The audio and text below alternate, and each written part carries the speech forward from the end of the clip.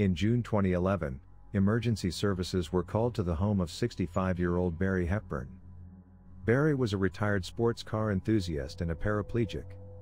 Hepburn had lost the use of his legs after his neighbor shot him 3 times following an argument, in which his family dog was poisoned.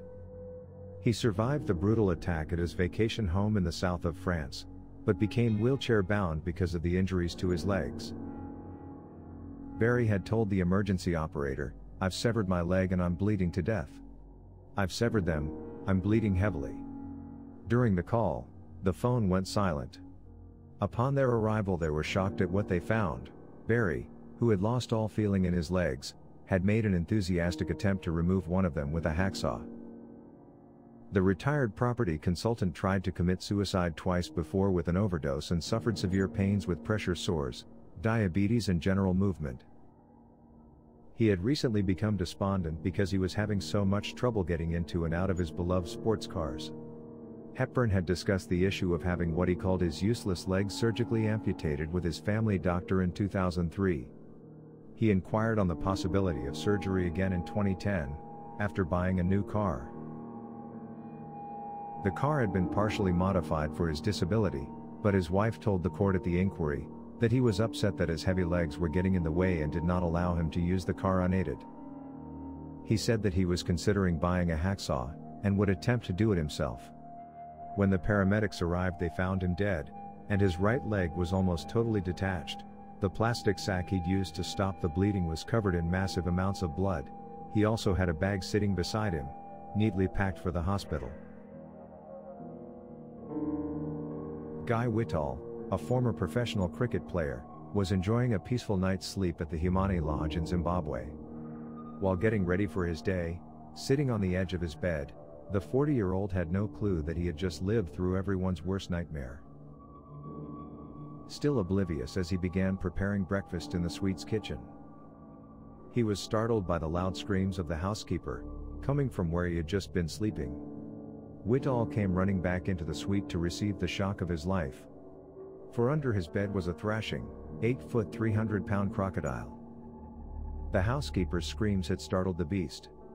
But before that it had lied motionless for hours, while Whittall had prepared for bed, slept through the night, and sat with his feet dangling mere inches away. Whittall, who was also one of the directors at the lodge, called in co-workers to capture the intruder and release him back into the nearby water. Of course he resisted being roped and hauled out from under the bed. "That's only natural," he added, saying, "I just remember thinking, goodness gracious, that's one for the books."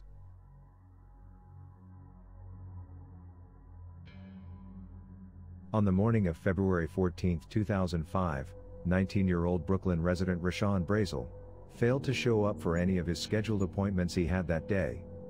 Witnesses would later report seeing Rashawn outside his apartment in the Bushwick district at approximately 7:30 a.m., after an unidentified man rang the buzzer.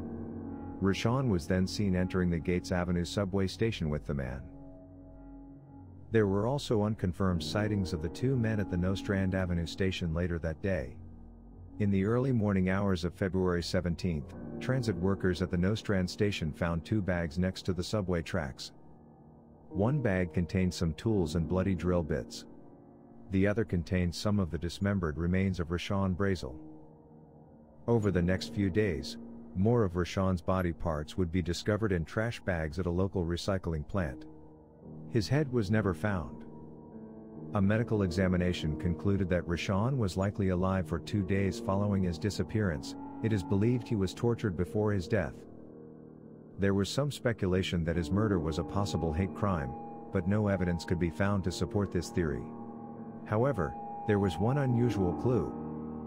In the bag containing the bloody drill bits, which was a type sold exclusively to employees of the Metropolitan Transit Authority, since Rashawn's remains were discovered in an area of the subway station usually only frequented by employees, it's been theorized that the killer might be a transit worker. Police have suspected he may be a victim of Kwaharu Govan, a convicted murderer, who police think might be a serial killer.